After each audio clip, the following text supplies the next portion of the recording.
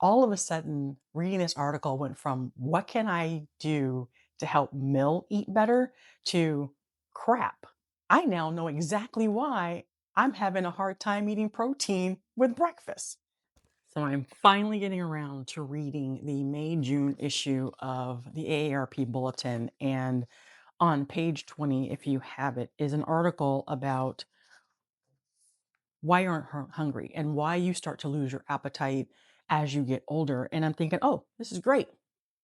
I'm having the hardest time right now with Mill trying to get her to eat.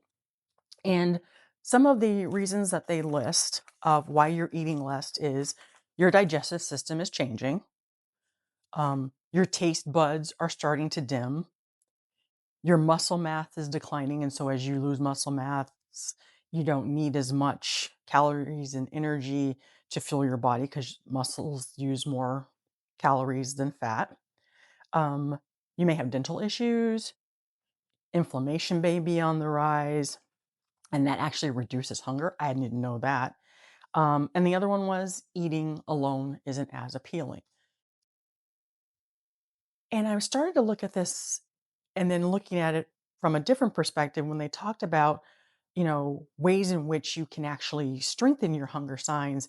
And one is maintain your weight. Well, if you if you don't feel like eating, how are you going to maintain your weight?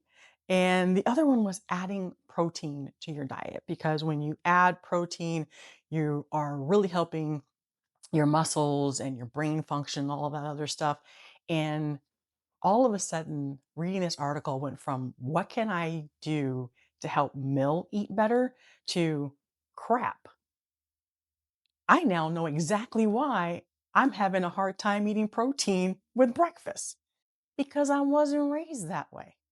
I wasn't raised that a healthy breakfast included a lot of protein because I was raised by people who were baby boomers, silent generation, either grew up in the Great Depression or afterwards by parents who grew up in the Great Depression.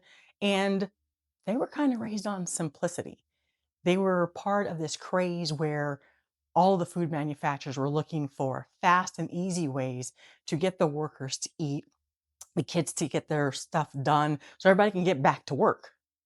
It wasn't about sitting down and being satiated and being healthy. It was, how can I push this product that's full of sugar and zero nutrition to people to give them the energy that they need to go to school, work in the fields, work in the factories, etc. And it made me think back to, I'm Gen X.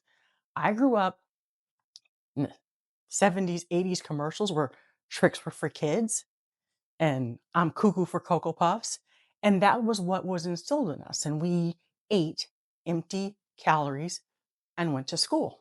Now that I'm in my 50s and I need to eat more protein to build and maintain the muscle mass that I need for helping with my balance, my mobility, my brain function, I'm having a hard time because it wasn't the way I was raised to eat breakfast. And I'm trying to find new ways in which to get the protein that I need. And it's hard because I really wish I could just grab a big old mixing bowl full of tricks like I did when I was a kid, but that's empty calories. It's empty nutrition. Not only does it not have protein, it doesn't have any fiber, and it's just nothing but sugar. So now that I'm in this midlife era where I need to not just add more protein, but I need to start my day off with protein. And growing up in that sugar smack, sugar crisp, everything has to be created with sugar and then more sugar sprinkled on top. I'm really having a hard time. And like it's saying here is for breakfast, add an egg white to pancake mix for more protein. And when you look at it, even if you add that, it's still not a lot more protein. So it's like actually adding an egg or adding Greek yogurt or adding cottage cheese. And it's not the way I was raised. I am really, really struggling with getting up in the morning and trying to get in 30 grams of protein to get me moving. And I can sit around all day and probably not eat until probably around noon. And then it's like a lunch food. But even still, I'm still kind of struggling with getting in all that protein. So I really think that if I had been raised understanding that the food pyramid was actually inverted from what they taught us, that the bottom, and that would be great. There's a picture of it right here. That the food pyramid really isn't it's inverted. This used to be how we saw things, and this is the small part.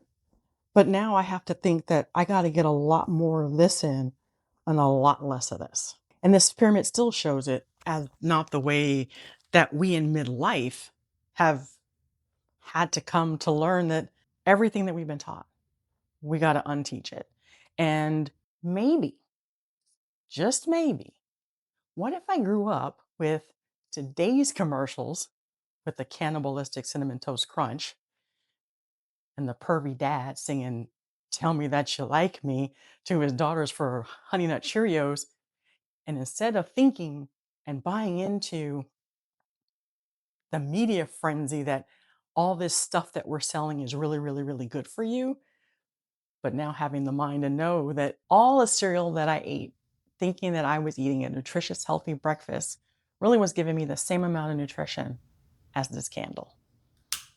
If you have any tricks that you've come up with to get more protein for breakfast, I don't need it for everything else, but I'm really struggling at breakfast, drop them in the comments below. Help me out, and I'll see you in the next one.